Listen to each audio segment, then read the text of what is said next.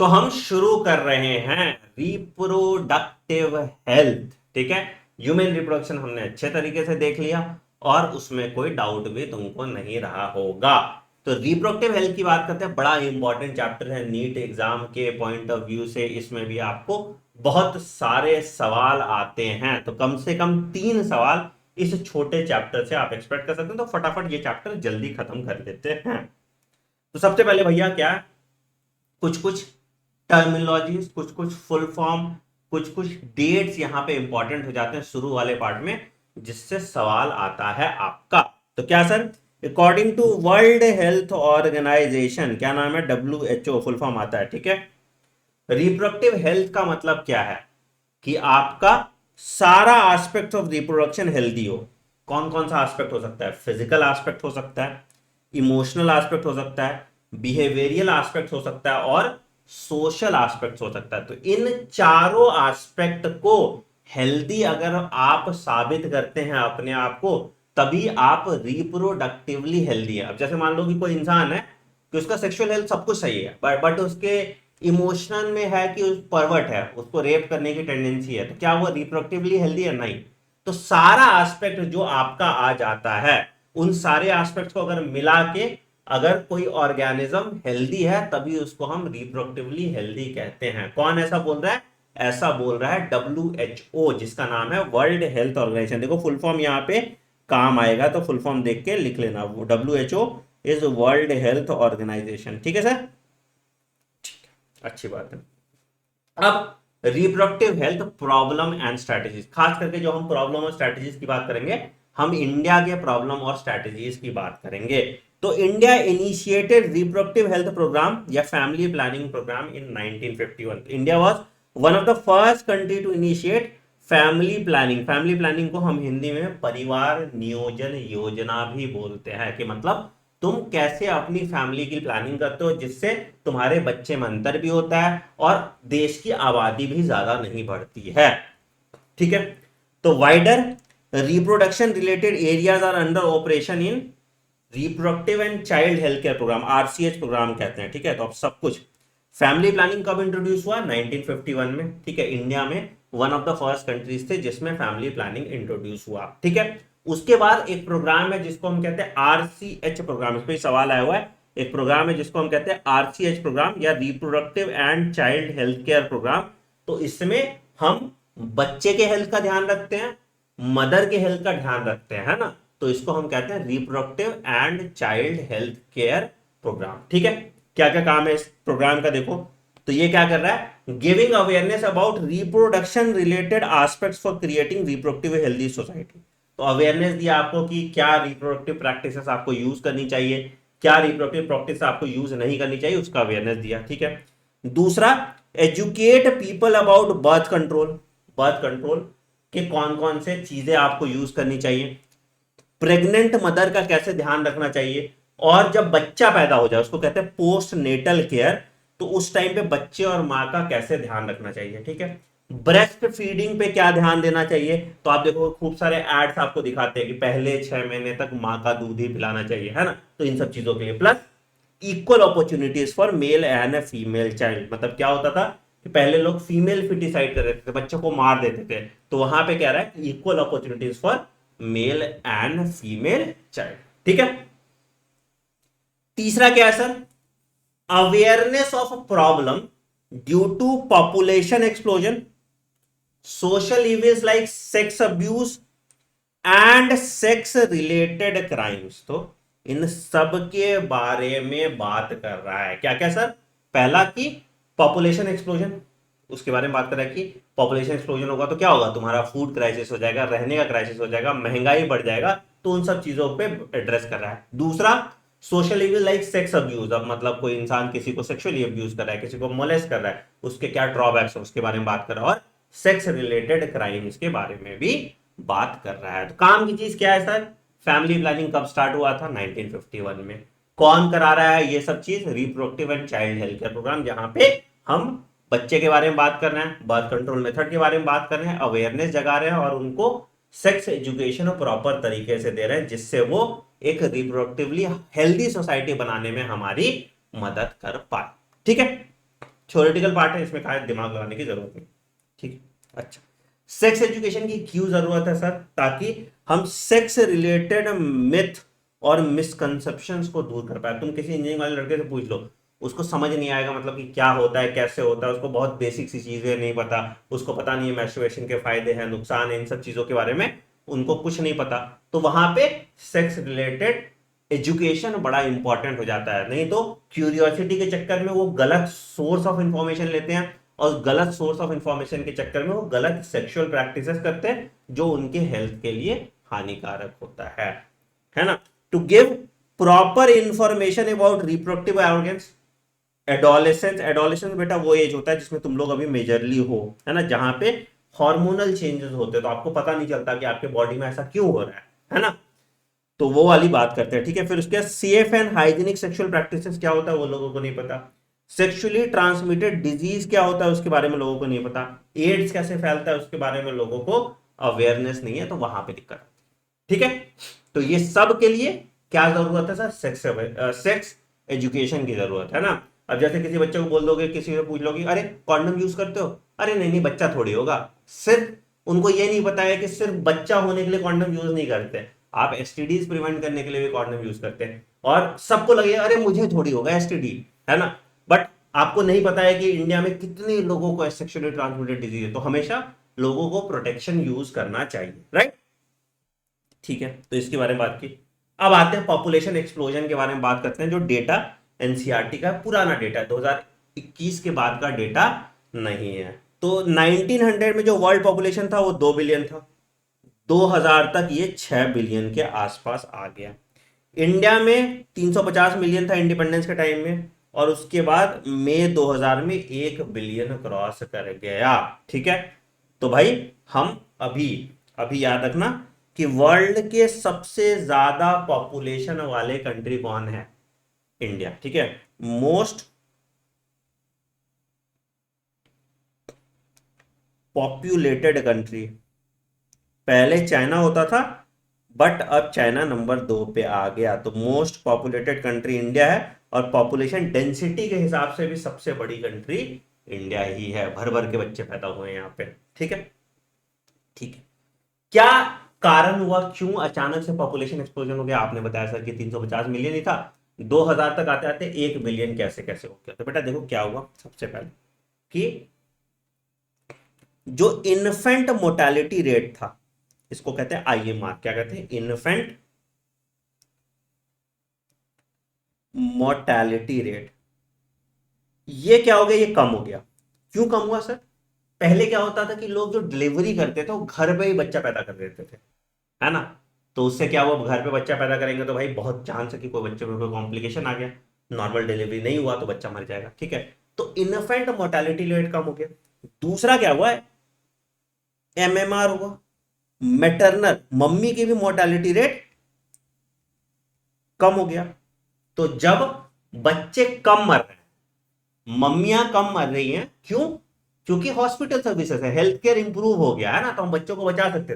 तो इन दोनों के कारण क्या हुआ कि आबादी बढ़ गई, पॉपुलेशन एक्सप्लोजन हो गया, है ना।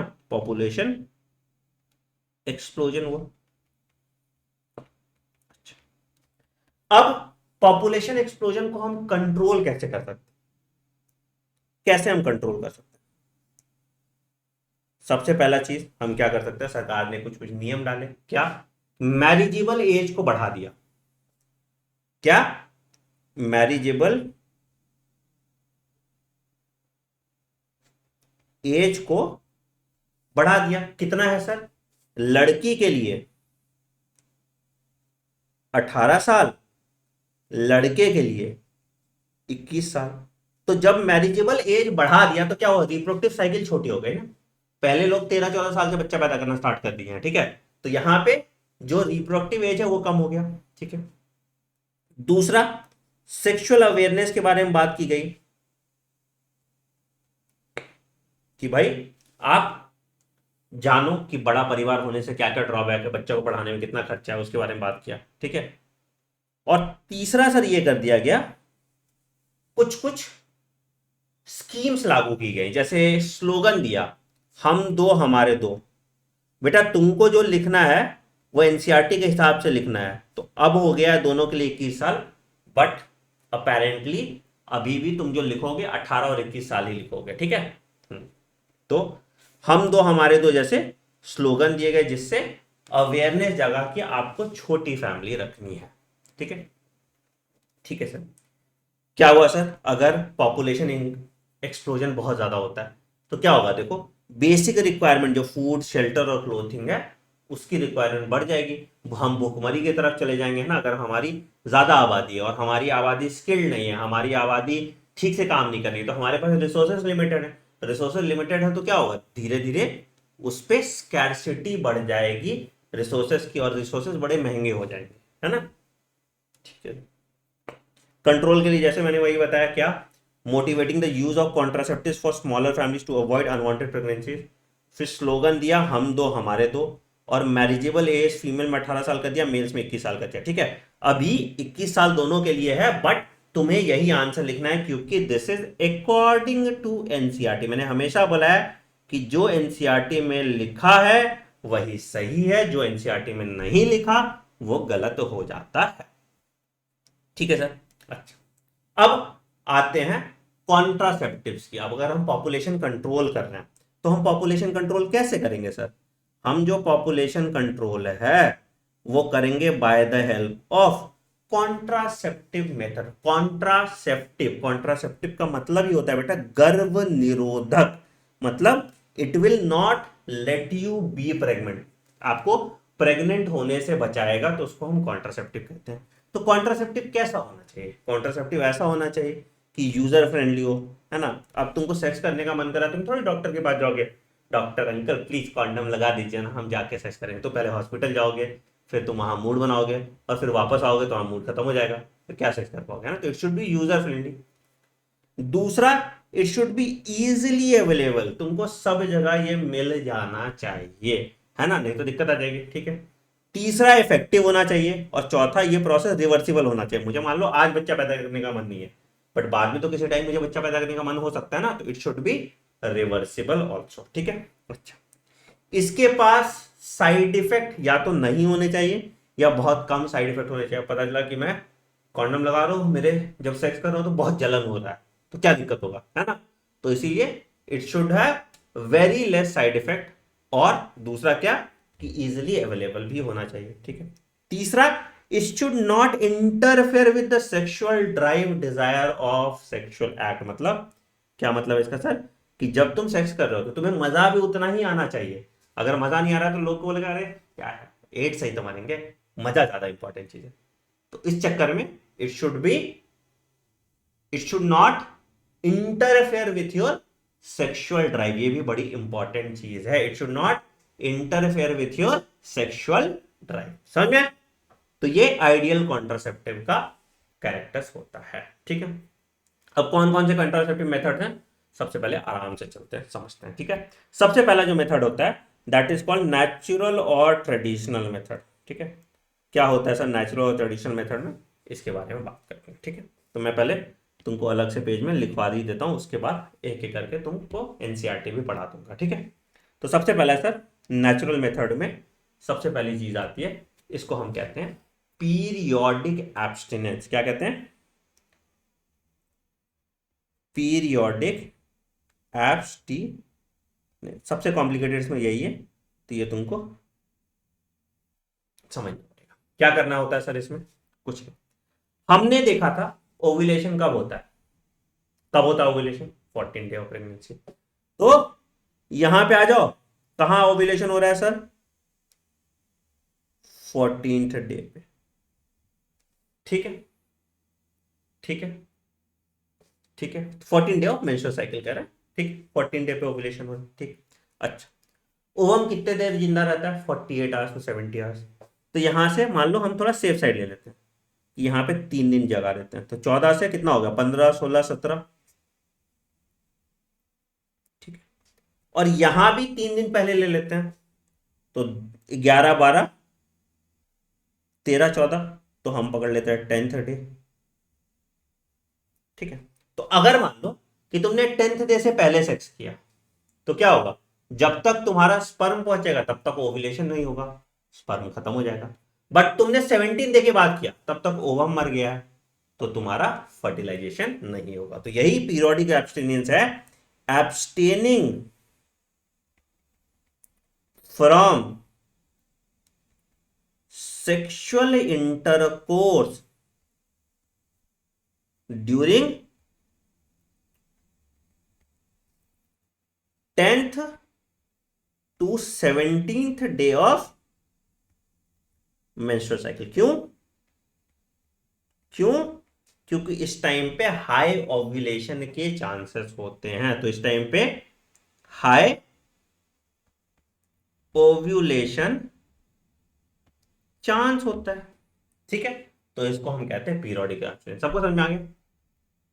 बहुत बढ़िया। इसे तो बेटा तुमको पहले से ही पता होगा, है ना।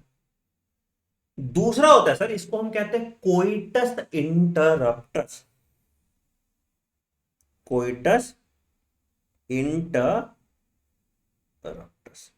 क्या होता है सर? कोइटस इंटरप्टस, अब ध्यान दो, कोइटस मतलब सेक्सुअल इंटरकोर्स, इंटरप्टस मतलब रोक दिए। तो क्या तुम सेक्स कर रहे हो, कोई आके तुमको रोक देगा, that is called coitus interruptus? नहीं सर। क्या होता है कोइटस इंटरप्टस में? कोइटस इंटरप्टस में कि तुम सेक्स कर रहे हो, बहुत बढ़िया बात है, तो विड्रॉल ऑफ पेनिस, जब तुम इजैकुलेट करने वाले हो, है ना, तो तुम पीनिस को बाहर निकाल दो, और वेजाइना में इजैकुलेट मत करो, मतलब इंसेमिनेशन नहीं कर रहे हैं। तो क्या है कि withdrawal of penis before, penis from vagina, हाँ sorry, penis from vagina before ejaculation. तो मतलब क्या है, इस केस में हम क्या प्रिवेंट कर रहे हैं? इस केस में हम इनसेमिनेशन प्रिवेंट कर रहे हैं। इस केस में हम प्रिवेंट इनसेमिनेशन कर रहे हैं, ठीक है। तो इस मेथड को हम कहते हैं कोइटस इंटरप्टस। इस मेथड को हम कहते हैं कोइटस इंटरप्टस, ठीक है। और तीसरा मेथड होता है बेटा, इसको हम कहते हैं लैक्टेशनल अमोनोरिया। क्या? लैक्टेशनल अमोनो, देखो लैक्टेशनल अमोनोरिया, अमोनोरिया मतलब जब तुम्हारा पीरियड नहीं आ रहा, ठीक है। तो लैक्टेशनल अमोनोरिया मतलब क्या हुआ? एक लैक्टेशनल अमोनोरिया कि जब लैक्टेशन हो रहा होता है, during intense lactation, during intense lactation क्या होता है? एलएच और एफएसएच का लेवल कम होता है। एलएच और एफएसएच का लेवल कम होता है, हमने पढ़ा था। तो इसके कारण क्या होगा? इसके कारण तुम्हारा ओव्यूलेशन नहीं होगा। तो बच्चा पैदा होने के up to 6 month no ovulation, है ना, है ना। तो जब तक लैक्टेशन बहुत ज्यादा हो रहा है, मतलब एलएचएफएसएच कम है, मतलब ओव्यूलेशन नहीं हो रहा, ओव्यूलेशन नहीं हो रहा तो बच्चा नहीं हो रहा, तो इस पीरियड में अगर तुम सेक्स कर रहे हो तो तुमको बच्चा होने का प्रोबेबिलिटी बहुत कम रहेगा। क्लियर? तो नेचुरल मेथड देखो भैया क्या है, avoid the chance of ovum and sperm meeting, includes periodic abstinence, abstaining from sex 10 to 17 day of the menstrual cycle, ठीक है, to prevent conception. Coitus interruptus क्या है? Withdrawal of penis from vagina before ejaculation to avoid insemination, बता दिया तुमको। Lactation amenorrhoea, prevention of conception by breastfeeding of child because ovulation of the menstrual cycle do not occur during period of intense lactation। कब तक valid है? It is valid up to a maximum chance of 6 month, ठीक है। Natural method का drawback क्या है? Chances of failure ज्यादा है। ड्रॉबैक इसका क्या है सर? फेलियर के चांसेस ज्यादा है ना। तुम अब कोइटस इंटरकोर्स प्रैक्टिस कर रहे हो, थोड़ा सा सावधानी घटी दुर्घटना घटी, है ना। चांस ऑफ फेलियर ज्यादा है ना। दूसरा सर क्या है, it does not prevent from STD, doesn't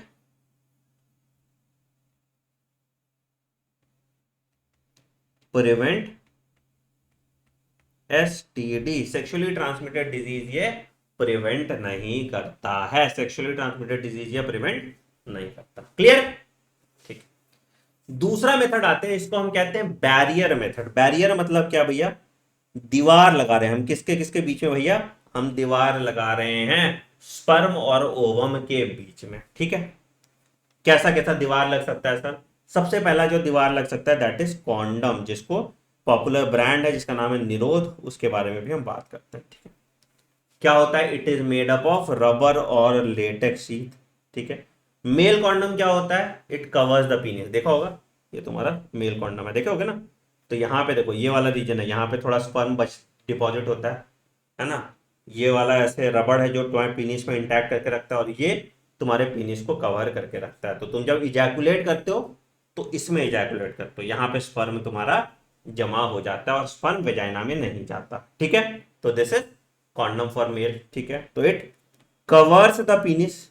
ठीक, फीमेल कॉन्डम में क्या होता है, ये थोड़ा बड़ा सा होता है, थोड़ा तामझाम इसका कॉम्प्लिकेट होता है। तो देखो यहाँ पे देखो, तुमको दो तरह का दिखेगा, एक ये वल्वा के राउंड सराउंड होगा, और ये जो है ये सर्विक्स में फंस जाएगा। ठीक है, ये ये सर्विक्स का रिंग है, तो ये जाके सर्विक्स में फंस जाता है। ठीक है,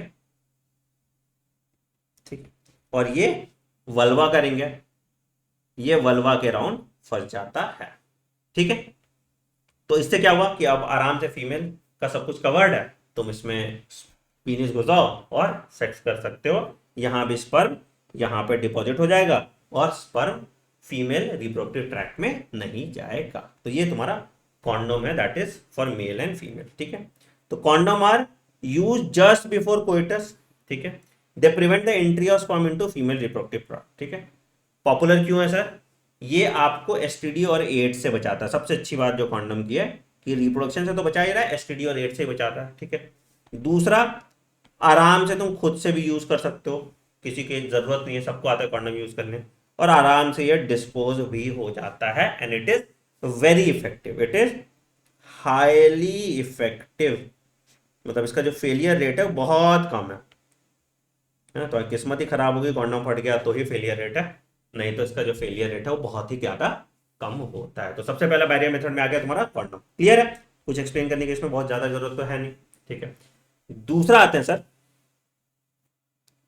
दूसरा आते हैं इसमें क्या क्या सर, इसमें आ जाता है दूसरा क्या, तो दूसरा आ जाता है सर इसमें cervical cap. Sir vehicle caps और वॉल्ट और डायफ्राम। ठीक, कैसा होता है स्ट्रक्चर मैं दिखाता हूं। सर्वाइकल कैप कहाँ होगा, सर्विक्स के ऊपर जाके घुस के लग जाएगा।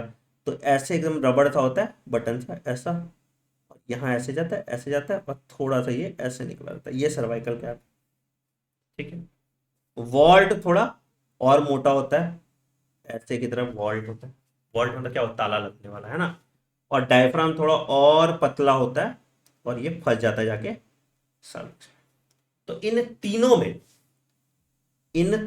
तीनों में क्या है कि ये वेजाइना में इंसर्ट करना पड़ता है नीचे तक हमको, है ना, वेजाइना में इंसर्ट करना पड़ता है नीचे तक हमको। तो फायदा क्या है कि तुमको जो सेक्सुअल प्लेजर है वो प्लेजर तो आ रहा है अनप्रोटेक्टेड सेक्स वाले का। ठीक है, बट ड्रॉबैक क्या है कि it does not prevent from STD, it doesn't prevent from STD, ये एसटीडी से आपको प्रिवेंट नहीं करता, ये ड्रॉबैक है सर्वाइकल कैप, वॉल्ट और डायफ्राम का। बट कॉन्डम आपको एसटीडी से प्रिवेंट कर रहा है। क्लियर है सर? सर्जरी प्रोसेस नहीं होता बेटा, ये भी रीयूजेबल है। सर्जरी से क्यों, तुम वेजाइना के अंदर डाल दो अपने से, सर्जरी की जरूरत नहीं है, नहीं, ये भी रीयूजेबल है। Can be self inserted, doctor के पास नहीं जाना है तुमको, सेल्फ इंसर्टेड, है ना। तो ये भी रीयूजेबल है और खुद से इंसर्ट कर सकते हो। बट दिक्कत क्या है, अगेन कि इसमें एसटीडी तुम्हारा नहीं प्रिवेंट हो रहा है। ठीक, तो सबसे बेस्ट मेथड क्या है? सबसे बेस्ट मेथड है आपका कॉर्ड। अगला आता है सर, जो तुम्हारे सबसे ज्यादा सवाल पूछा जाता है, क्या sir? IUD, intra uterine device. ठीक है, अब यहां पे डॉक्टर के या नर्सेस के हेल्प से हम आईयूडी लगाते हैं। इंट्रा मतलब अंदर, यूट्राइन मतलब यूट्रस, तो यूट्रस के अंदर हम कुछ डाल रहे हैं, तो उसको हम कहते हैं इंट्रा यूट्राइन डिवाइस। ठीक है, अगेन इंडिया में it is the ideal contraceptive for female who wants to delay pregnancy. अब रोज रोज क्या कॉन्डम लगाओगे, बहुत महंगा आ जाता है ना। जीरो सीरस खरीदने गए तो तुम्हारा पता चला सैलरी का आधा पैसा कॉन्डम में चला जाएगा, है ना। तो इसलिए आईयूडी लगवा लिया जाता है कि जिसको 3-4 साल तक बच्चा नहीं करना तो जाके आईयूडी लगा लेगा। ठीक है, तो आईयूडी सर क्या है? Intra uterine device. ठीक है, तो हमको यूट्रस में इंसर्ट करते हैं। कौन करता है? डॉक्टर करता है या नर्स करती है। ठीक है, कैसा कैसा आईयूडी होता है सर? सबसे पहला होता है, इसको हम कहते हैं नॉन मेडिकेटेड। क्या एग्जांपल है सर इसका? एग्जांपल है, इस पे देखो हर बार यहीं से सवाल है। ठीक है, सबसे ज्यादा प्रोबेबिलिटी यहीं से सवाल आने की होती है। तो इसका आ गया लिप्स लूप। ठीक, क्या करता है? ध्यान से समझो। ठीक है, तो ये जो लिप्स लूप है ये प्लास्टिक का है। ठीक है, और ये क्या कर रहा है? It will prevent implantation. समझो, ये यूट्रस में जब तक कोई भी फॉरेन पार्टिकल है तब तक इम्प्लांटेशन नहीं होता, तो it will prevent implantation. It will prevent implantation. ठीक है, दूसरा आते हैं सर, इसको हम कहते हैं कॉपर रिलीजिंग।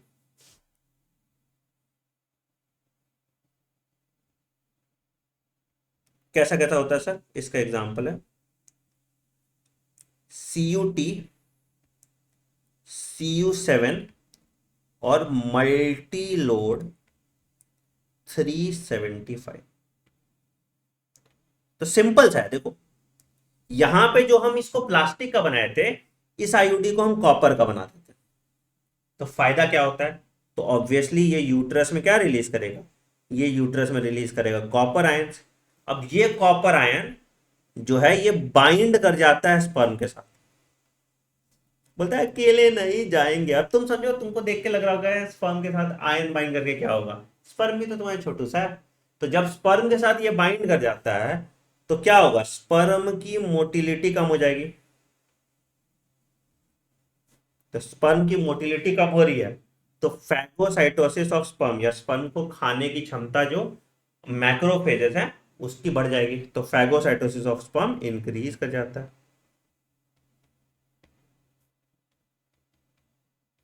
ठीक है, तो इसीलिए ये भी प्रिवेंट कर देता है तुम्हारा बच्चा पैदा होने से।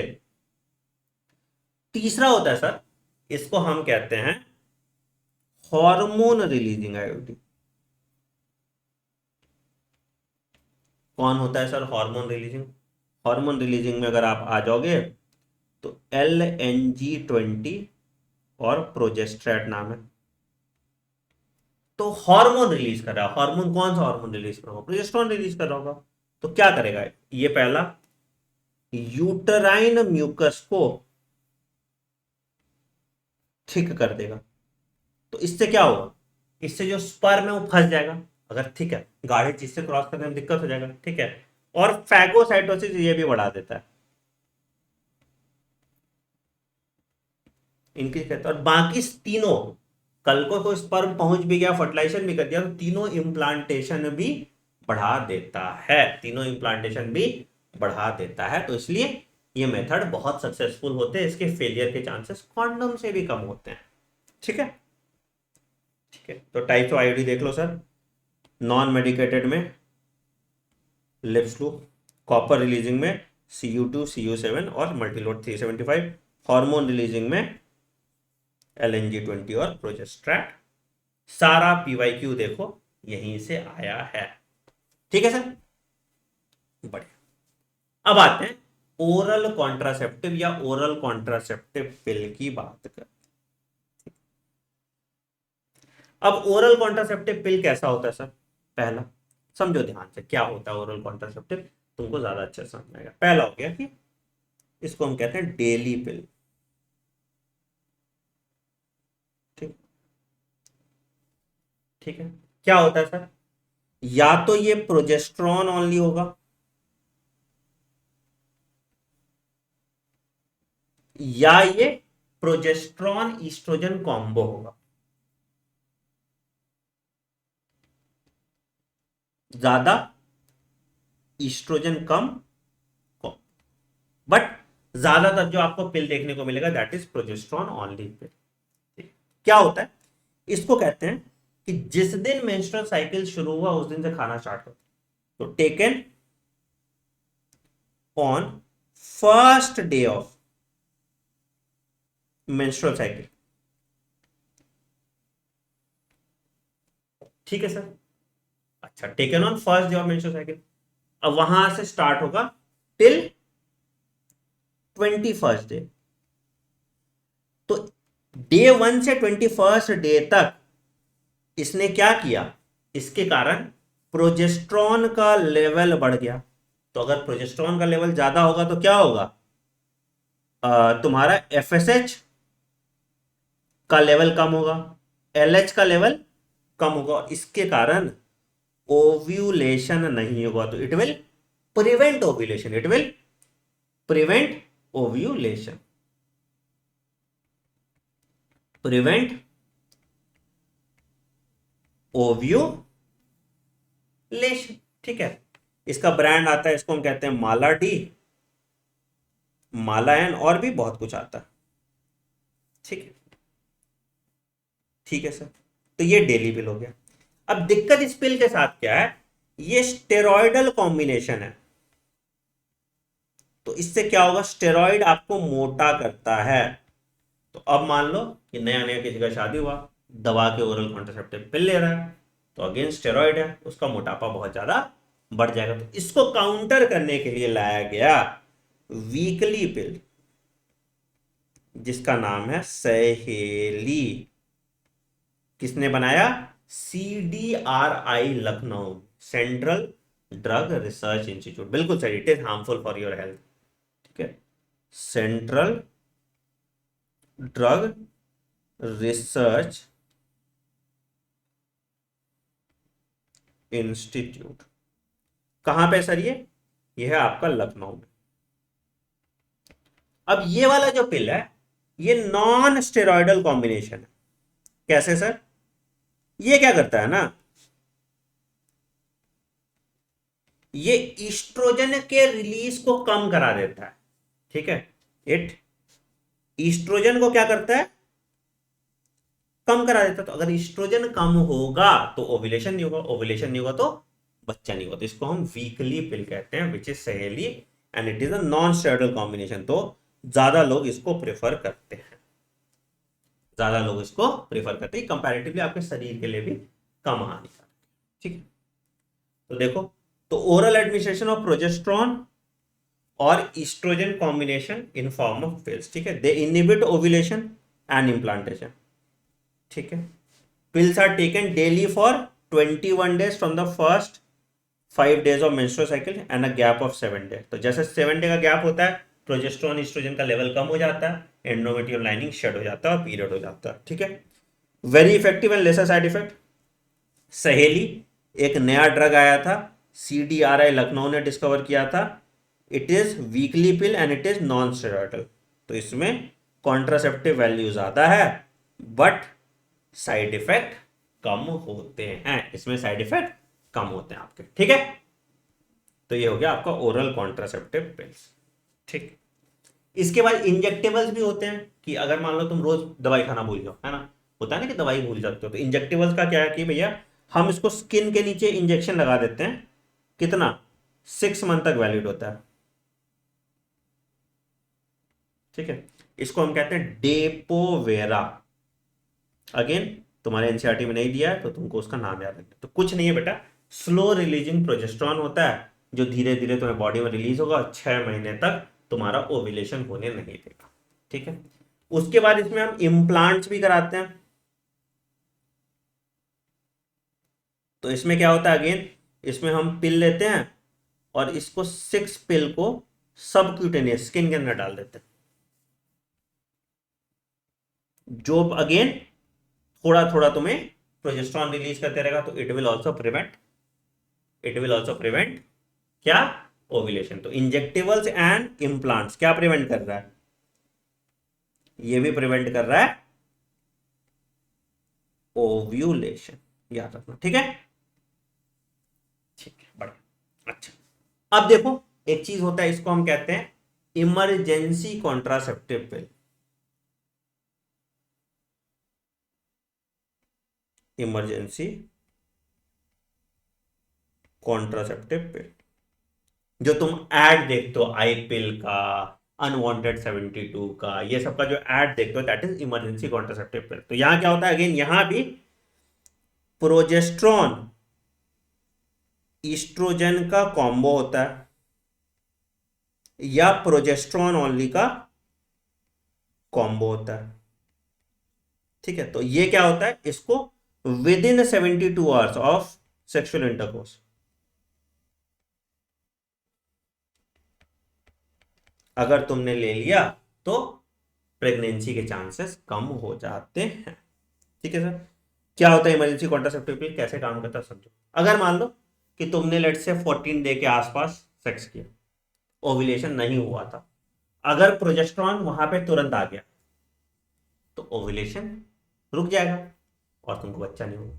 अगर मान लो किसी कारणवश ओव्यूलेशन हो गया था और स्पर्म जाके फर्टिलाइज करने वाला था, तो अगेन उसने बहुत अमाउंट में प्रोजेस्टेरॉन रिलीज किया तो तुरंत तुमको अगले दिन पीरियड आ जाएगा तो अगेन तुम्हारा जो प्रेगनेंसी के चांसेस हैं वो कम हो जाएंगे, इम्प्लांटेशन नहीं होगा। तो ये इमरजेंसी कॉन्ट्रासेप्टिव पिल इस तरह से काम करता है। एक और पॉइंट ले लेना कि IUD can also act as emergency contraceptive, ठीक है। मतलब मान लो कि तुम प्रेग्नेंट हो गए और या तुमने सेक्स किया अनप्रोटेक्टेड और तुमने जाके 72 घंटे से पहले आईयूडी लगवा लिया, तो आईयूडी लगवा लिया तो अगेन ना इम्प्लांटेशन नहीं हो सकता ना, 5वें 6ठे दिन इम्प्लांटेशन होता है, तुम्हारे यहाँ पे इम्प्लांटेशन प्रिवेंट हो गया तो बच्चा कैसे होगा, है ना। तो IUD also can act as emergency contraceptive, very important. Clear है, क्लियर है सर, बहुत बढ़िया। चलिए अब आते हैं सर्जिकल मेथड। यहां तक टेम्पररी मेथड था, अब जो मेथड है इसको हम परमानेंट मेथड कहते हैं। कोई डिफरेंस नहीं होता बेटा, सिर्फ डोजेस का डिफरेंस होता है। ओरल कॉन्ट्रासेप्टिव पिल जो रोज लेते हो उसमें डोज थोड़ा कम होता है, और जो इमरजेंसी कॉन्ट्रासेप्टिव पिल लेते हो उसमें जो डोज है वो थोड़ा ज्यादा होता है, ठीक है। परमानेंट मेथड होता है, मतलब ये नॉन रिवर्सिबल मेथड है। कैसा होता है सर, पहला इसको हम कहते हैं वैसेक्टॉमी। क्या हो रहा है वैसेक्टॉमी में, हमने वास्ट डिफरेंस को काट दिया। वास्ट डिफरेंस समझते हो बेटा, वास्ट डिफरेंस तुम्हारा जो टेस्टिस से लेके तुम्हारा स्पर्म ले जा रहा था तो उसको काट के बांध दिया। तो क्या मेरे यहां से स्पर्म निकलेगा, नहीं। तो मेरा इसका सिक्रीशन तो आ रहा है, मेरा इसका सिक्रीशन आ रहा है, मेरा प्रोस्टेट ग्लैंड का सिक्रीशन आ रहा है, मेरा बल्बोइथर ग्लैंड का सिक्रीशन आ रहा है, सिर्फ मेरा क्या नहीं आ रहा, स्पर्म नहीं आ रहा। तो इस केस में क्या होगा, semen without sperm will be ejaculated. तो इजैकुलेशन होगा इस केस में, बट यहां पे स्पर्म नहीं होगा, सिर्फ और सिर्फ सीमेन होगा, मतलब फ्रुक्टोज होगा बस, और कुछ नहीं, एक्सेसरी ग्लैंड का सिक्रीशन होगा और कुछ नहीं होगा, मतलब स्पर्म ही नहीं जाएगा, स्पर्म नहीं जाएगा तो बच्चा नहीं होगा। इसको हम कहते हैं वैसेक्टॉमी। वैस मतलब वास्ट डिफरेंस काट रहे हैं तो वैसेक्टॉमी हो गया, ठीक है। ये किसमें होगा, ऑब्वियसली वास्ट डिफरेंस किसमें काट रहे हो, मेल्स में काट रहे हो, ठीक है। इसकी रिवर्सिबिलिटी पुअर है क्योंकि तुमने एक बार काटा फिर जोड़ोगे कैसे, तो वहां पे दिक्कत आएगी, ठीक है। दूसरा होता है सर, फीमेल में होता है, इसको कहते हैं ट्यूबेक्टॉमी। किसको काट रहे हो, ट्यूब से, फेलोपियन ट्यूब याद रहेगा, तो हम फेलोपियन ट्यूब को कट करते हैं। तो इससे क्या हुआ, मान लो तुम्हारा स्पर्म है, स्पर्म आया, ठीक है, बट ये स्पर्म यहां के बाद तो जा ही नहीं पाया, तो ओवम के पास स्पर्म पहुंच नहीं पाया, है ना। तो यहाँ पे fallopian tube is cut and tight, तो इसमें क्या होता है, sperm fails to reach the ovum, तो फर्टिलाइजेशन नहीं होगा, sperm fails to reach ovum. बिल्कुल बेटा, वैसेक्टॉमी के बाद सेक्स क्यों नहीं कर सकते हो, बिल्कुल कर सकते हो, क्यों नहीं करोगे sex, that is the whole point ना, कि तुम्हारा कोई दिक्कत ही नहीं है ना तुमको कोई कमजोरी आएगी, ना तुमको कोई किसी तरह का दिक्कत आएगा, तुम्हारा क्या है, वायर डिफरेंस कट किया, वायर डिफरेंस कट किया तो स्पर्म नहीं निकला, तुम्हारा सब पीने से वैसे काम करेगा, तुम्हारा जो स्पर्म जैसे निकल रहा था वैसे ही निकलेगा, बस उस स्पर्म में मतलब सीमेन में स्पर्म नहीं होगा, बस वो डिफरेंस है, ठीक है। और ट्यूबेक्टोमी तुम्हारा ये होता है। देखो वैसेक्टोमी ज्यादा इजी सर्जरी भी है, क्योंकि स्क्रोटम तुम्हारा बाहर निकला है, तो स्क्रोटम पे एक चीरा लगाओगे, बांध दोगे, हो गया।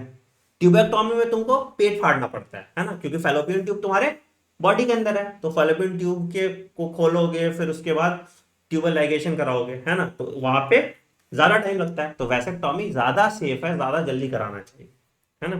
तो यही बात है। तो वैसेक्टोमी देखो क्या, sterilisation procedure in males, in this a small part of wire difference is removed or tied up through a small incision on the scrotum, ठीक है। हाँ बिल्कुल, ट्यूबेक्टोमी में मेंस्ट्रुअल साइकिल नॉर्मल रहेगी, क्यों नहीं रहेगी नॉर्मल, देखो इस केस में ओव्यूलेशन हो रहा है कि नहीं, ओव्यूलेशन हो रहा है, तो सब कुछ नॉर्मल है तुम्हारे, मैंने क्या यूट्रस के साथ कोई छेड़छाड़ किया, नहीं, ओव्यूलेशन तो हो ही रहा है तुम्हारा, है ना, तो कोई दिक्कत नहीं है। जब तुम हिस्टेरेक्टोमी करोगे, मतलब जब तुम यूट्रस निकालोगे, तो उस केस में तुम्हारा जो है मेंस्ट्रुअल साइकिल में दिक्कत आएगी, ठीक है। तो कोई भी दिक्कत नहीं आएगी तुम्हें ट्यूबेक्टोमी और इसमें, बिल्कुल सेक्सुअल प्लेजर में भी कोई दिक्कत नहीं आएगी। क्या डिफरेंस है तुम्हारा, कुछ छेड़े थोड़ी, मैंने तो सिर्फ तार बांध दिया जिससे तुम्हारा स्पर्म ना पहुंच पाए, it is kind of an internal barrier method, ठीक है। ट्यूबेक्टोमी क्या है, sterilisation procedure in female, in this a small part of fallopian tube is remove, ठीक है, तो इससे तुम्हारा स्पर्म नहीं पहुंच पा रहा ओवम तक, क्लियर है सर। तो ये सर्जिकल मेथड होता है, परमानेंट होता है, नॉन रिवर्सिबल होता है, ज्यादातर जिसको दोबारा बच्चा नहीं चाहिए वो यही मेथड करता है, ठीक है। हाँ, हिस्टेरेक्टोमी करने के बाद आपको थोड़े हार्मोनल चेंजेस देखने को मिलेंगे। Hysterectomy is not a procedure for contraception. Hysterectomy हम कब करते हैं, मान लो कि यूट्रस में कोई दिक्कत आ गई या किसी और तरह का दिक्कत है, तो मजबूरी में हिस्टेरेक्टोमी किया जाता है, it is not just for contraception, ठीक है। चलिए, side effect of anti natural contraceptive, इसमें क्या है, nausea, abdominal pain, irregular bleeding, breast cancer वगैरह, जो भी दुनिया भर की चीजें, ये खास करके हार्मोन वाले में ज्यादा होती है, ठीक है, हार्मोन वाले में ये आपको ज्यादा देखने को मिलता है, ठीक। एसटीडी हो सकता है, बिल्कुल, एसटीडी क्यों नहीं होगा, एसटीडी तो हो ही सकता है, ठीक। अब आते हैं मेडिकल टर्मिनेशन ऑफ प्रेगनेंसी। अब देखो ये बड़ा इंपॉर्टेंट है, ठीक है। क्वेश्चन एक पूछा था, which of the following is the legal method of abortion, तो medical termination of pregnancy India में ये लीगलाइज हुआ था 1971 में, वाज लीगलाइज्ड इन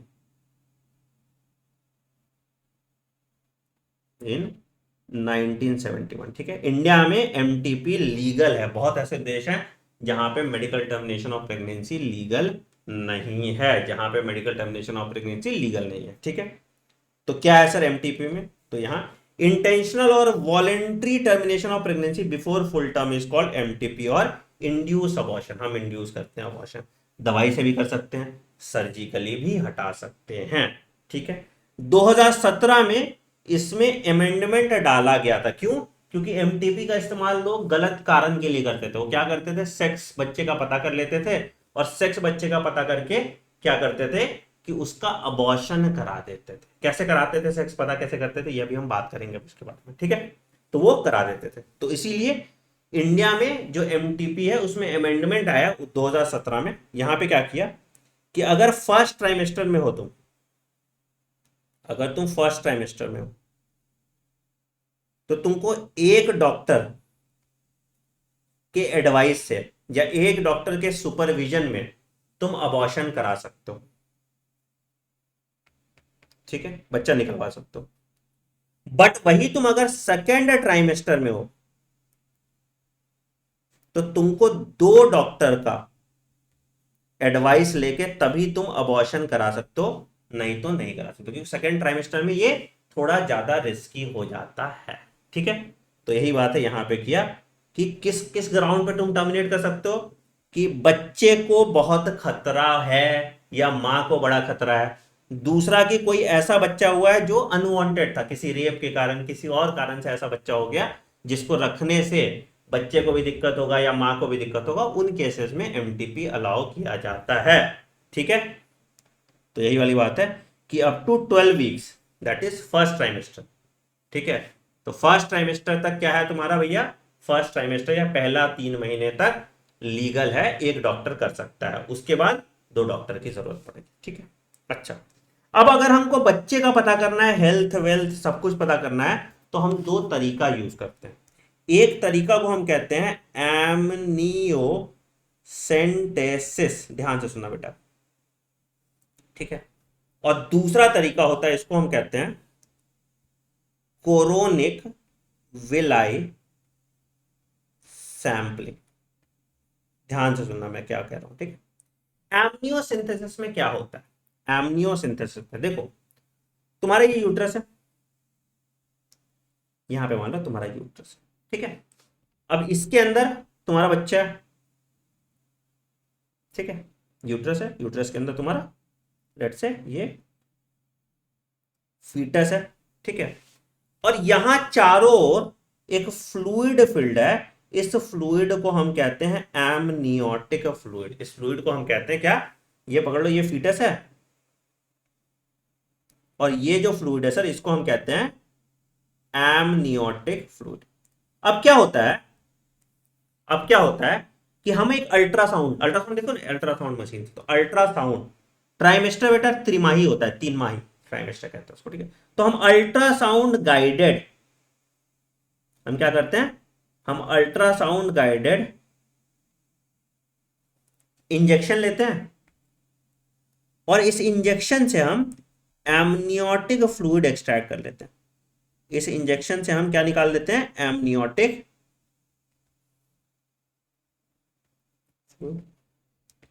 तो अब इस एमनियोटिक फ्लूइड में क्या है, सेल्स हैं, कुछ कुछ फीटल सेल्स होंगे।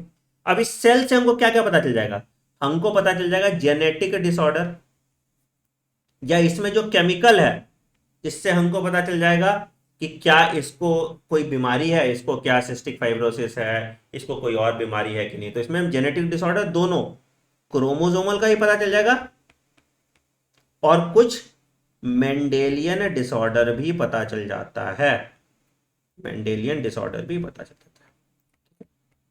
बट कुछ बीमारी जैसे क्लेफ्ट पैलेट, ये सब चीज हमको पता नहीं चल पाता है।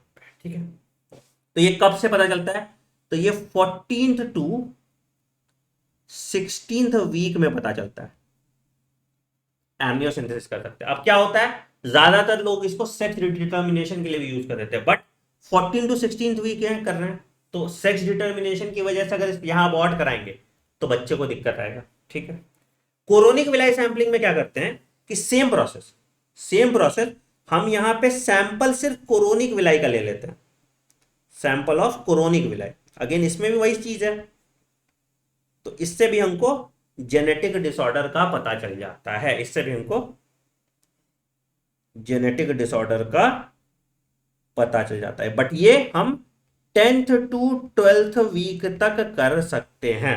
तो जल्दी पता कोरोनिक विलाई सैंपलिंग में पता चलता है, लेट पता एमनियोसिंथेसिस में चलता है। ठीक है, तो ये तुम्हारा एमनियोसिंथेसिस और कोरोनिक विलाई सैंपलिंग है, जिससे हमको फीटल हेल्थ का पता चल पाता है और फिर हम डिसाइड कर सकते हैं। अगर मान लो कि मैंने एमनियोसिंथेसिस कराया, बच्चे को डाउन सिंड्रोम निकला, तो मैं वो बच्चा अबॉर्ट करा दूंगा बेचारा, ना उसकी जिंदगी अच्छी होगी ना मेरी जिंदगी अच्छी होगी, है ना। तो इस तरह के बच्चों को अबॉर्ट करा दिया जाता है। ठीक है, अब यहां पे देख लो, 40 to 50 million MTPs are performed in a year. तो जितना 1/5 ऑफ टोटल प्रेगनेंसी वो एमटीपी है। सोचो बेचारी फीमेल के हेल्थ पे कितना नुकसान पहुंचता है, लोग अपनी सेल्फिशनेस के चक्कर में एमटीपी करवा रहे हैं लोगों का। MTP helps in decrease the population.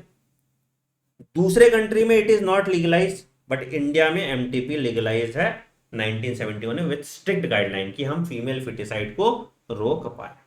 ठीक है, कोरोनिक विलाई बेटा सैंपल होता है तुम्हारा, मैंने रिप्रोडक्शन वाले क्लास में बताया था ना कि इंटरडिजिटेशन होता है, ट्रोपोब्लास्ट से फिंगर लाइक प्रोजेक्शन निकलता है जिसको कोरोनिक विलाई कहते हैं। कोरोनिक विलाई और यूट्राइन टिश्यू मिलके प्लेसेंटा बनाता है, तो वहीं से हम कोरोनिक विलाई निकालते हैं। ठीक है, ठीक है। इंपॉर्टेंस ऑफ एमटीपी क्या, to avoid unwanted pregnancy due to casual intercourse. ठीक है, एसेंशियल इन केसेस ऑफ जहां पे प्रेगनेंसी हार्मफुल है मदर और फीटस को। Usually it is safe up to first trimester, second trimester में थोड़ा रिस्की होता है। ठीक है, प्रॉब्लम क्या है यहां पे कि इलीगली लोग परफॉर्म करते हैं, सेक्स डिटर्मिनेशन करते हैं बच्चे का, और उसके बाद अगर फीटस फीमेल है तो एमटीपी करा दिया जाता है, जिसके लिए ये फीटस के लिए भी डेंजरस है और मदर के लिए भी डेंजरस है।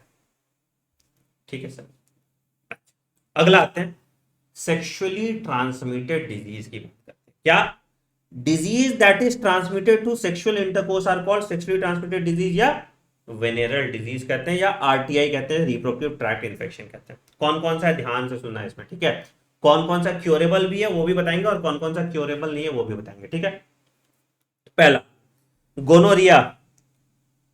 ठीक है, हम जितना ब्लू से हाईलाइट कर रहे हैं वो क्योरेबल है, जितना आप दूसरे से करेंगे वो क्योरेबल नहीं है। सिफिलिस क्योरेबल है, हर्पीज क्योरेबल नहीं है, क्लेमाइडियासिस क्योरेबल है, जेनिटल वॉर्ट्स क्योरेबल नहीं है, ट्राइकोमोनियासिस क्योरेबल है, हेप और एचआईवी क्योरेबल नहीं है। तो जितने देखो, अगर वायरस है तो इसको हम कंप्लीटली क्योर नहीं कर सकते, तो कांट बी कंप्लीटली क्योर्ड। ठीक है, अगर बैक्टीरिया या कुछ और है जैसे कैन बी क्योर्ड।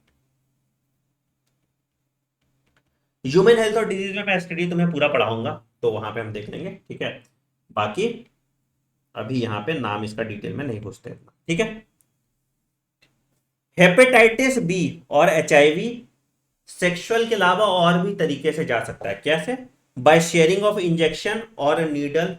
ठीक है, दूसरा blood transfusion from infected blood, और हाँ बाय ब्लड ट्रांसफ्यूजन से भी तुम्हारा जा सकता है, बाकी तो सेक्सुअल इंटरकोर्स है ही। ठीक है, कोई दिक्कत,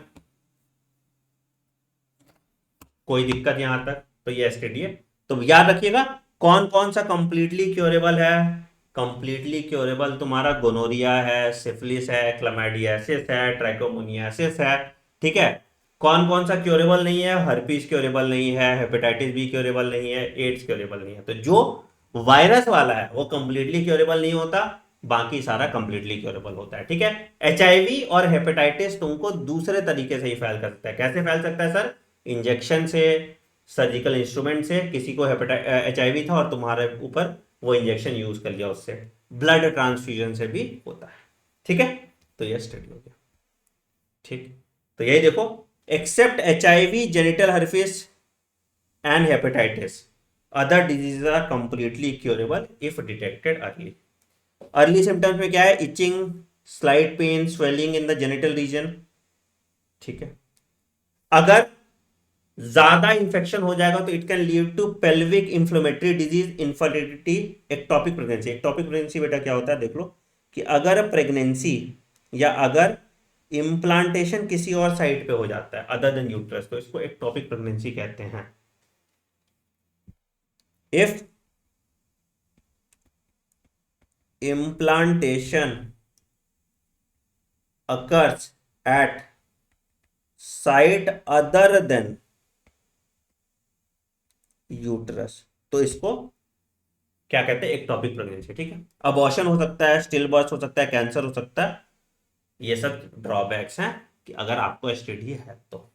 ठीक है, इंडिया में 15 से 24 साल के लोगों में एसटीडी सबसे ज्यादा देखा जाता है। जो सेक्सुअली एक्टिव है ऑब्वियसली उनको सेक्सुअली ट्रांसमिटेड डिजीज होने की प्रोबेबिलिटी बहुत ज्यादा होती है। जो सेक्सुअली एक्टिव है उनको सेक्सुअली ट्रांसमिटेड डिजीज की प्रोबेबिलिटी बहुत ज्यादा होती है। ठीक है, ठीक है, बहुत बढ़िया। चलो आगे बढ़ते हैं। कैसे प्रिवेंट कर सकते हो भैया? Avoid sex with unknown slash multiple partners, obviously condom का यूज करो, ठीक है, और अगर डाउट हो तो तुरंत जाके अपना जांच कराओ और इलाज करो, ठीक। अच्छा, अब आते हैं दूसरा इशू पे। ये तो इशू उसको था कि जिसको बच्चा हो रहा है उसको बच्चा रोकना है। अब एक बहुत बड़ा मेजर इशू आजकल जो हो रहा है दैट इज इनफर्टिलिटी। बहुत सारे डेवलप कंट्रीज में तुमको ये इशू देखने को मिलता है जिसको हम कहते हैं इनफर्टिलिटी। अब मैं तुमको इसको एक ही टेबल में समझाऊंगा जिससे तुम्हारा बड़ा आसान तरीके से तुम इसको याद कर लोगे, बहुत आसान तरीके से, ठीक है। इनफर्टिलिटी, ठीक है, कैसे क्योर करते हैं इनफर्टिलिटी? इनफर्टिलिटी मतलब बच्चा पैदा नहीं हो रहा, ठीक है। कैसे क्योर करते हैं? हम करते हैं प्रोग्राम, कहते हैं उसको, हम कहते हैं आर्ट असिस्टेड रिप्रोडक्टिव टेक्नोलॉजी, ठीक है। तो इसको हम कहते हैं आर्ट। अब देखो अलग अलग कारण से तुम्हारा बच्चा नहीं हो रहा होगा, ठीक है। तो पहले हम टेस्ट करते हैं किस कारण से तुम्हारा बच्चा नहीं हो रहा, मतलब गलती, मतलब मर्द में दिक्कत है, औरत में दिक्कत है, या दोनों में दिक्कत नहीं है, उसके इम्प्लांटेशन के प्रोसेस में दिक्कत है। तो उस तरह से हम उसको डिवाइड करते हैं, ठीक है। अब ये दो तरीके से हो सकता है आर्ट। एक हो सकता है through in vitro fertilisation. In vitro समझते हो? Fertilisation outside the body. और दूसरा होगा इन वीवो, ठीक है। पहला है कैसा? In vitro fertilisation. Developed country में बेटा इसलिए ज्यादा होता है क्योंकि वहां पे तुम्हारा दिमाग ज्यादा खराब हो रहा है, ज्यादा मेहनत कर रहे हैं लोग, स्ट्रेस ज्यादा हो रहा है। जिसको स्ट्रेस ज्यादा होगा उसका स्पर्म काउंट कम हो जाता है ना। तो उस तरह के लोगों के साथ दिक्कत ज्यादा होता है, ठीक है। दूसरा इन वीवो फर्टिलाइजेशन। अगर फर्टिलाइजेशन फीमेल बॉडी के बाहर हो रहा है तो उसको हम इन विट्रो फर्टिलाइजेशन कहते हैं। और वही अगर फर्टिलाइजेशन फीमेल बॉडी के अंदर हो रहा है तो उसको हम इन वीवो फर्टिलाइजेशन कहते हैं। उसको हम इन वीवो फर्टिलाइजेशन कहते हैं, ठीक है। इन विट्रो में सबसे पहले आएगा, इसको हम कहते हैं ZIFT। समझना बेटा क्यों, कारण, किस कारण से तुम्हारा बच्चा नहीं हो रहा, ठीक, किस कारण से तुम्हारा बच्चा नहीं हो रहा, ठीक है, समझना। Zygote intra fallopian transfer. नाम देख लो, हम ट्रांसफर क्या कर रहे हैं? हम जाइगोट को फैलोपियन ट्यूब में ट्रांसफर कर रहे हैं, यही है ना, जाइगोट इंट्रा फैलोपियन ट्रांसफर। तो क्या किए? हमने स्पर्म लिया। स्पर्म लिया कहां से? या फिर फादर से ले लिया अगर पापा का स्पर्म ठीक ठाक है, या फिर डोनर का स्पर्म लिया, ठीक है, ले लिया, ठीक है। उसके बाद ओवम लिया, किससे? यूजुअल केस में मदर से ओवम ले लिया अगर प्रोड्यूस कर पा रही है, या फिर डोनर का ले लिया। और इन दोनों को हमने एक टेस्ट ट्यूब में डाला,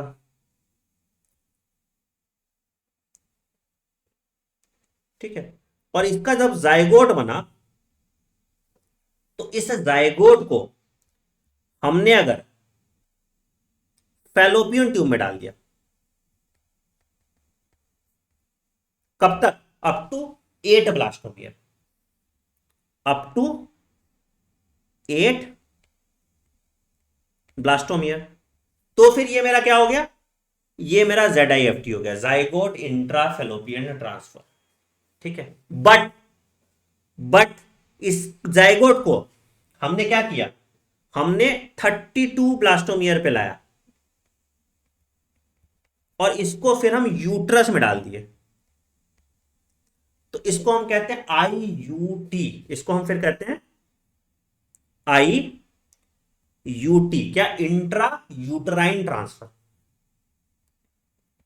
इंट्रा यूटराइन ट्रांसफर ये तुम्हारा कहां भी हो सकता है। ये हम मम्मी के यूट्रस में भी डाल सकते हैं, या सरोगेट मदर, कोई डोनर मदर है उसके यूट्रस में डाल सकते हैं। मान लो कि कोई ऐसी मदर है जो बच्चा पैदा कर रही है तो यूट्रस उसको हॉस्टाइल, इम्प्लांटेशन नहीं करने देता, तो हमको किसी और लेडी में या किसी और के यूट्रस में इसको डालना पड़ेगा, तो इसको हम कहते हैं इंट्रा यूट्राइन ट्रांसफर। इसको हम कहते हैं intra uterine transfer. Clear clear है। तो अगर 8 ब्लास्टोमिया स्टेज था तब हम जाइगोट में डालें, 32 ब्लास्टोमिया स्टेज पे हम यूट्रस में डालें, जिसको आईयूटी कहते हैं। ठीक है, तो ये हो गया ZIFT और आईयूटी। ठीक है, ठीक है सर, ठीक है सर। सेम लेफ्ट साइड मेरा इन विट्रो होगा और राइट साइड मेरा इन विवो होगा। ठीक है, दूसरा होता है, इसको हम कहते हैं ICSI, intra cytoplasmic sperm injection. Intra cytoplasmic sperm injection. अब क्या होता है, कभी कभी कभी कभी स्पर्म ओवम में पेनिट्रेट नहीं कर पाता, तो हम इस केस में पापा भी ठीक है, तो हम स्पर्म लिए फादर से, स्पर्म लिए फादर से, ओवम लिए मदर से, और उसके बाद sperm is penetrated into the ovum in vitro. Sperm is penetrated in ovum, कहां, इन विट्रो। इन विट्रो मतलब टेस्ट ट्यूब में, और उसके बाद फिर या तो जाइगोट डाल देंगे या फिर आईयूटी कर देंगे, मेरी मर्जी। उसके बाद फिर हम ZIFT कर देंगे इसका, या फिर हम उसका IUT कर देंगे, वो मेरी मर्जी है। ठीक है, ठीक है सर। तो ये हो गया सर किसमें, ये हो गया सर ICS, ये भी इन विट्रो है। ठीक, अच्छा इधर आते हैं इन वीवो में। सबसे पहले आता है सर इन वीवो में, मैं साइड करता हूं। सबसे पहला आता है इन वीवो में सर क्या, सबसे पहला आएगा, इसको हम कहते हैं GIFT। क्या है sir, gamete intrafallopian transfer. Gamete intra fallopian transfer. क्या होता है सर GIFT में, अब यहां पे मदर ओवम नहीं बना पाती, मदर ओवम नहीं बना पाती, तो हम क्या करते हैं, हम डोनर ओवम को कहां डालते हैं, फेलोपियन ट्यूब ऑफ मदर में डाल देते हैं। ठीक है, उसके बाद हम इसमें स्पर्म डाल देते हैं। तो अगर मान लो स्पर्म डालो तो फर्टिलाइजेशन कहां हो रहा है, फर्टिलाइजेशन फेलोपियन ट्यूब में हो रहा है।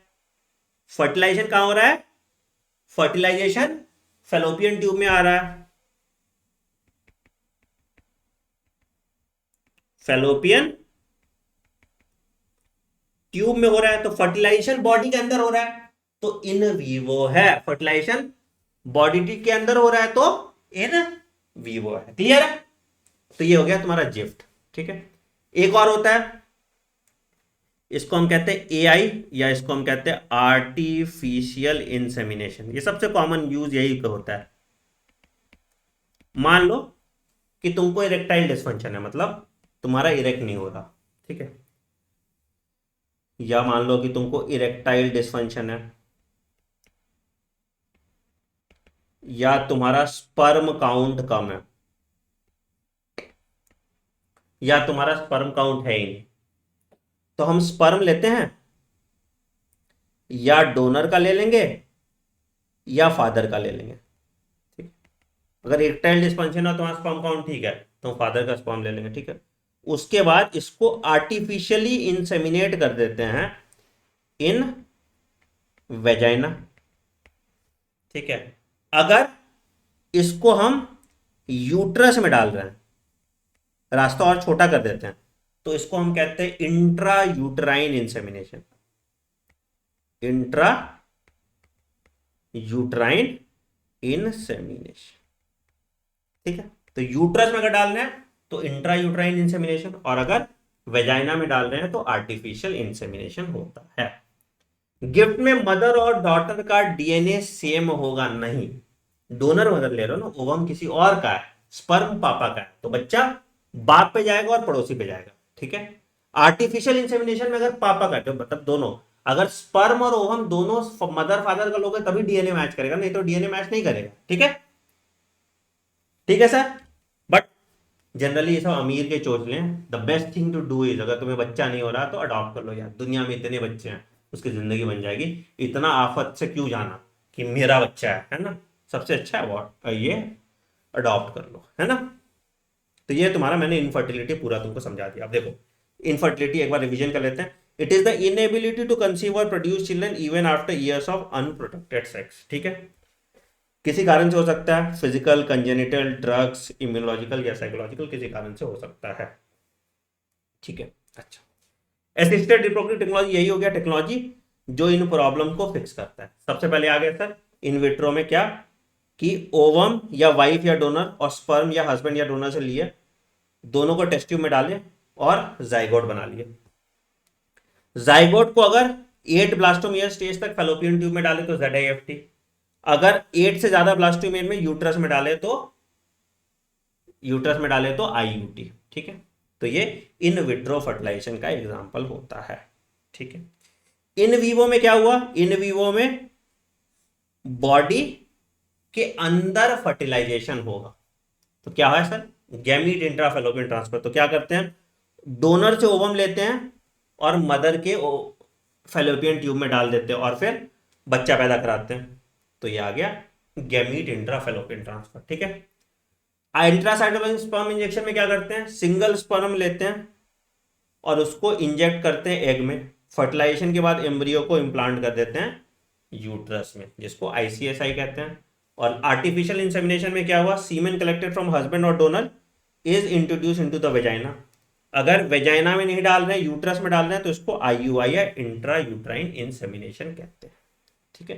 किस केस में कर रहे हैं, जहां पे स्पर्म काउंट कम है या जहां पे इरेक्टाइल डिस्फंक्शन होता है, ठीक है। तो इन विट्रो में कौन कौन सा हो गया, ZIFT, IUT और ICSI। इन वीवो में कौन कौन सा हो गया, GIFT, AI और IUI, इंट्रा यूट्राइन इंसेमिनेशन, ठीक है। तो तुम्हारा ये चीज खत्म हो गया। सरोगेसी क्या होता है बेटा, when a mother bears a child for a couple unable to produce children because the female is infertile, तो इसको हम सरोगेसी कहते हैं। तो सरोगेसी में क्या होता है कि हम डोनर यूट्रस ले लेते हैं,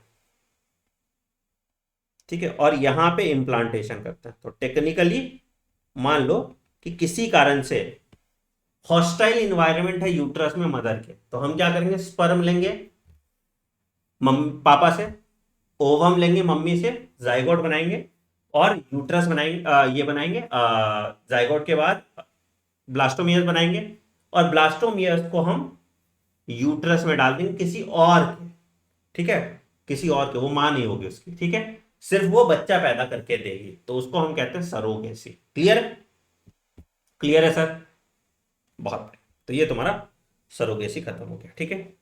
क्या क्या प्रॉब्लम है आर्ट्स का, कि require specialise professionals, expensive instrumentation और बहुत कम जगह पाया जाता है, ठीक है। दूसरा इमोशनल, रिलीजियस और सोशल प्रॉब्लम भी है कि भैया किसी और का है, स्पर्म तो किसी और का है ना, टेक्निकली बच्चा तुम्हारा थोड़ी बहुत। तो सबसे अच्छा तरीका है भैया कि आप लीगल अडॉप्शन कीजिए, है ना, दिस इज द बेस्ट तरीका, ठीक है सर। चलिए अब PYQ कर लें, चलिए आओ PYQ देखें, ठीक है। तो क्या भैया देखो ध्यान से, पहला सवाल, amniocentesis for sex determination is one of the strategies for reproductive and child health care programme. बिल्कुल, for sex determination, sex determination हम नहीं कराते हैं, तो ये गलत हो गया, ठीक है। Ban on amniocentesis checks increasing menace of female foeticide, बिल्कुल सही। तो इट चेक्स फीमेल फिटिसाइड नहीं हो, इस पे चेक करता है। तो भैया क्या ऑप्शन है, तो असर्शन ट्रू है, रीजन मतलब असर्शन फॉल्स है, रीजन ट्रू है। तो assertion is false, reason is true, answer ये आ गया, है ना, ठीक है। दूसरा वैसेक्टोमी सर्जिकल मेथड, ठीक है। Coitus interruptus natural method, cervical cap barrier method और सहेली ओरल कॉन्ट्रासेप्टिव पिल, ठीक है। तो 1 का 3 ऑप्शन एलिमिनेट कर लो, ये गया, ये गया। 2 का 4 ऑप्शन एलिमिनेट कर लो, आंसर सी आ गया, फटाफट करने हैं इस तरह के क्वेश्चन, ठीक है। विच of the following common sexually transmitted disease is completely curable when detected early? तो गोनोरिया कंप्लीटली क्योरेबल है, बाकी तीनों कंप्लीटली क्योरेबल नहीं है।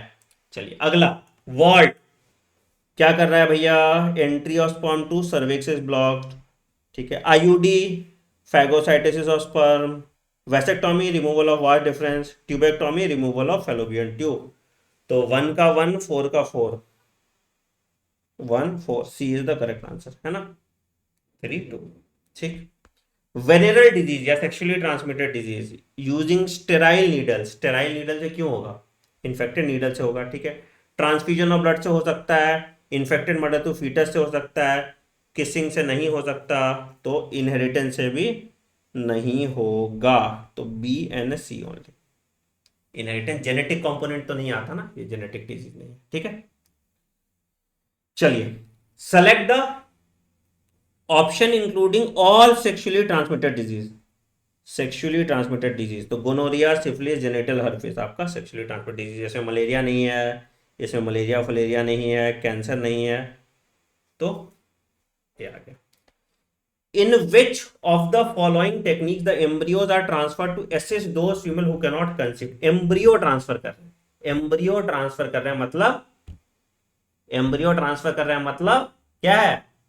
एम्ब्रियो ट्रांसफर कर रहे हैं मतलब ये इन विट्रो फर्टिलाइजेशन है। तो यहां पे गिफ्ट है, ठीक है, यहां पे गिफ्ट है, यहां पे ZIFT और IUT, ठीक है। चलिए अगला, which of the following contraceptive method involve the role of hormone? Barrier method में नहीं होता हार्मोन, इसमें होता है, सब में हार्मोन है। पिल्स इमरजेंसी कॉन्ट्रासेप्टिव में हार्मोन है, ठीक है। इसमें देखो बैरियर मेथड, यहां भी हार्मोन नहीं होगा, CUT में भी तुम्हारा हार्मोन नहीं है, तो आंसर तुम्हारा बी आ गया। ये सब में ओव्यूलेशन प्रिवेंट हो रहा है ना। चलिए अगला, select the hormone releasing IUD, progesterone और LNG-20 देखे थे। Which of the following is the correct statement? IUD once inserted need not to be replace, replace करना पड़ता है, ठीक है। IUD का जनरली इंसर्टेड बाय, बिल्कुल नहीं। IUD increases phagocytosis of sperm in the uterus, ठीक है। गैमिटोजेनेसिस सप्रेस नहीं करता, स्पर्म फॉर्मेशन को थोड़ी रोक रहा है ना, ठीक है। विच of the following is not completely curable, not completely curable?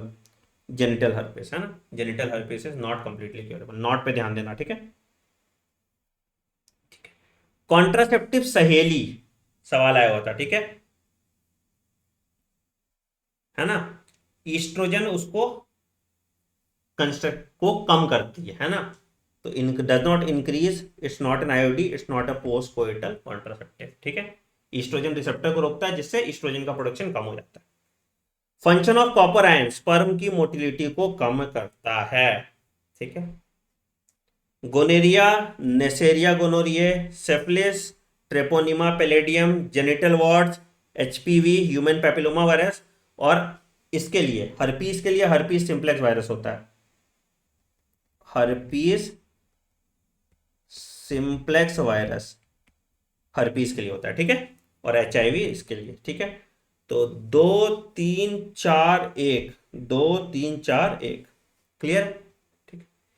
In context to amniocentesis which of the following statement is incorrect? It can be use for detection of, बिल्कुल सही, it can be use for detection of cleft palate, यही, ये गलत है, ठीक है, ये सही है। It is use as paternal sex determination, prenatal sex determination हम नहीं करते, नहीं यूज करते ना, आंसर तुम्हारा यहां पे आ गया। It can be use for cleft palate में तो कर सकते हैं, ठीक है। प्रीनेटल सेक्स डिटर्मिनेशन के लिए हम नहीं करते हैं, ठीक है, मोर एप्ट, ठीक। अच्छा अगला, which of the following approaches does not give defined action of contraceptive? Hormonal contraceptive prevents ovulation and fertilisation, ठीक है। प्रिवेंट स्पर्मेटोजेनेसिस, ये गलत है ना, स्पर्मेटोजेनेसिस तो हो ही रहा है, तो आंसर भी आ गया ना, ठीक है। ये भी बैरियर मेथड प्रिवेंट्स फर्टिलाइजेशन, ठीक है। इंक्रीजेस फैगोसाइटोसिस, ठीक। हार्मोन रिलीजिंग LNG-20, ठीक। Which of the following is correct, incorrect, incorrect regarding vasectomy? No sperm, sperm तो ठीक है। Vas differentia, vas difference is cut not differentia. Vas differentia मतलब समझते हो क्या है? वासा डिफरेंशिया की बात कर रहा है, ठीक है। ठीक है। ठीक है। वास difference is cut and tight. ठीक है। इरिवर्सिबल स्टेरिलिटी, यार हाँ ठीक है, इरिवर्सिबल ये तो है, ठीक है ना, हाँ ठीक। Embryo with more than 16 blastomeres, तो 8 से ज्यादा तो तुम कहां देते थे? यूट्रस में आईयूटी कराते थे। Which of the following is not a sexually transmitted disease, कितनी बार हुआ है not a sexually transmitted disease? Encephalitis, है ना, मिर्गी, है ना। A childless couple can be assisted to have a child through a technique called GIFT, the full form of gamete intrafallopian transfer। कैसे बच्चे वाले क्वेश्चन है, ठीक है। Tubectomy is the method of sterilisation in which small part of fallopian tube is cut and tied। IVF involves transfer of assisted reproductive technology, IVF, IVF in vitro fertilisation की बात होती है जब आईवीएफ की बात करते हैं, ठीक है। तो जाइगोट यूट्रस में नहीं जाएगा, ये भी नहीं जाएगा, तो आंसर तुम्हारा बी आ गया। देखो ऑप्शन एलिमिनेट करो, आंसर आ जाएगा। जाइगोट कहाँ जाता है? फेलोपियन ट्यूब में जाता है। एम्ब्रियो कहाँ जाता है? यूट्रस में जाता है। तो जाइगोट कहाँ जाएगा? फेलोपियन ट्यूब में जाएगा। आंसर तुम्हारा बी हो जाएगा, ठीक है। चलो, तो आपका ये चैप्टर भी डन डनाडन हो गया। तुम एफएटी देखो कहां से आ रहा है, सेक्सुअली ट्रांसमिटेड डिजीज पे सवाल आया हुआ है तुम्हारा, आईयूडी पे सवाल आया हुआ है तुम्हारा, असिस्टेड रिप्रोडक्टिव टेक्नोलॉजी पे सवाल आया हुआ है तुम्हारा, और तुम 10 साल में लगभग 23 सवाल आया, मतलब हर साल 2 से 3 सवाल आ रहा है। तो ये इंपॉर्टेंट चैप्टर हो जाता है, ठीक है। तो one more chapter done and dusted. Thank you, मिलते हैं अगली क्लास में। Take care, bye bye, have a great day.